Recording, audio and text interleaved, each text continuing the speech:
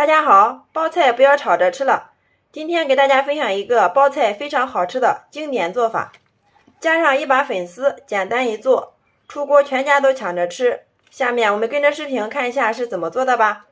首先我们把准备好的包菜放到案板上面，用刀给它一分为二，接着再把里面的硬心给它去掉，再改刀给它切成细丝。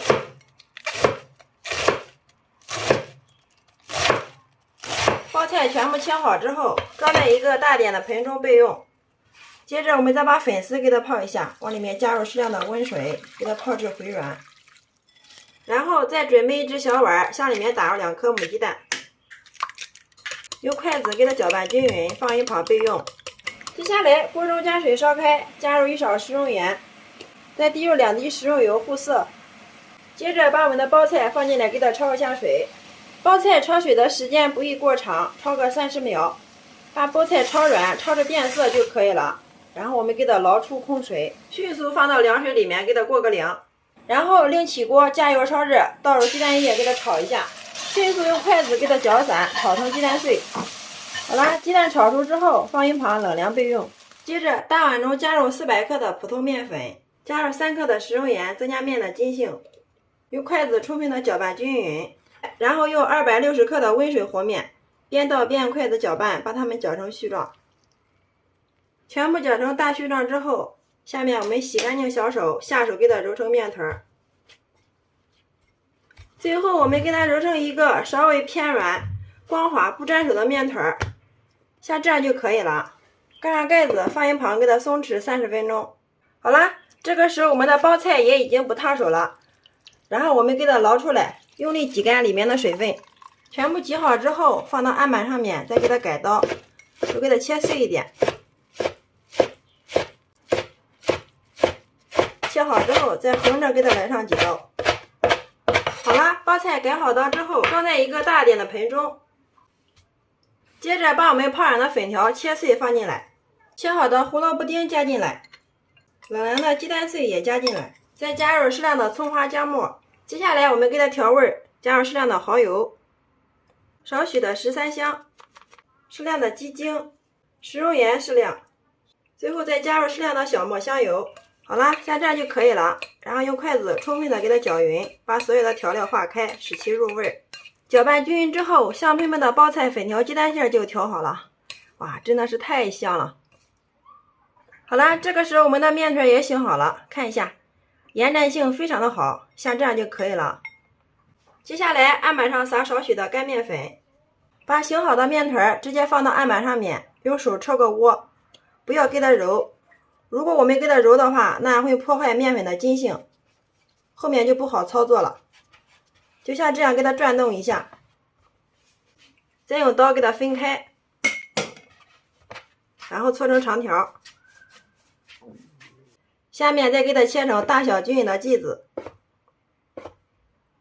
接着再把每个剂子给它整理圆形，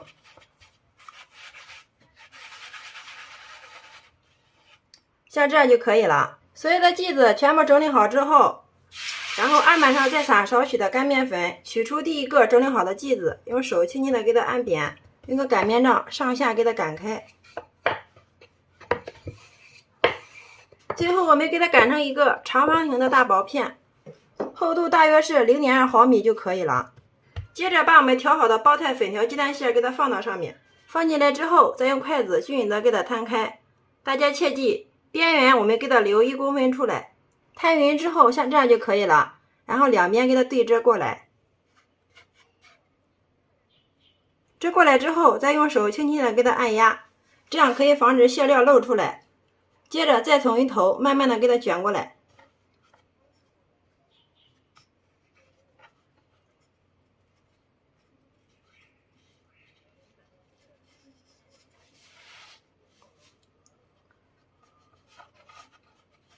卷过来之后再用手轻轻的往里面收一下。好啦，像这样一个生胚就做好了。所有的生坯一次做好之后，我们给它均匀的摆放到笼屉里面。摆放的时候2个生坯之间留够足够的空间，因为在蒸制的过程中它会膨胀。接下来水开上锅，因为用开水蒸的，这样饼皮更加的柔软好吃。盖上盖子，上气计时蒸12分钟，好了之后再焖上3分钟，就可以享用美食啦。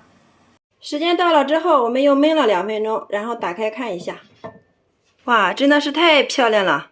大家看一下，透明的，能清楚的看到里面的馅料，一股淡淡的包菜清香味扑鼻而来，真的是太香了。好啦，像这样就可以了，然后我们给它盛出装盘。好啦，像这样我们的包菜粉条蔬菜卷就制作完成了，端上桌就可以给家人美美的享用了。拿一个让大家看一下，表皮非常的薄，能清楚的看到里面的馅料。然后我们掰开来看一下里面，哇，一股淡淡的包菜的清香味扑鼻而来，真的是太香了。饼皮非常的薄，层层裹着馅料，哇，忍不住了，先来替大家尝一下。哇，真的是太香太好吃了，饼皮非常的柔软又劲道，里面的馅料鲜香味美，一口下去满满的蔬菜，里面加入了鸡蛋、胡萝卜、粉条，营养也是非常的丰富哦。因为又是半汤面做的，特别适合家里的老人和孩子吃，特别的柔软好消化。喜欢的朋友可以收藏起来，有时间做给家人尝尝吧。饭店一份卖48的包菜蔬菜卷，在家做成本不到5元钱，真的是特别的好吃。最主要的是在家做的干净卫生，经济又划算。学会了这个方法，再也不用去饭店吃了，我家1周吃5次，上桌全家老少都是抢着吃。好了，今天给大家分享包菜的新做法就到这里了。大家如果感觉我的视频对有所帮助的话，麻烦动动您发财的小手，帮忙评论转发支持一下吧。非常感谢你的观看与支持，我们下个视频再见。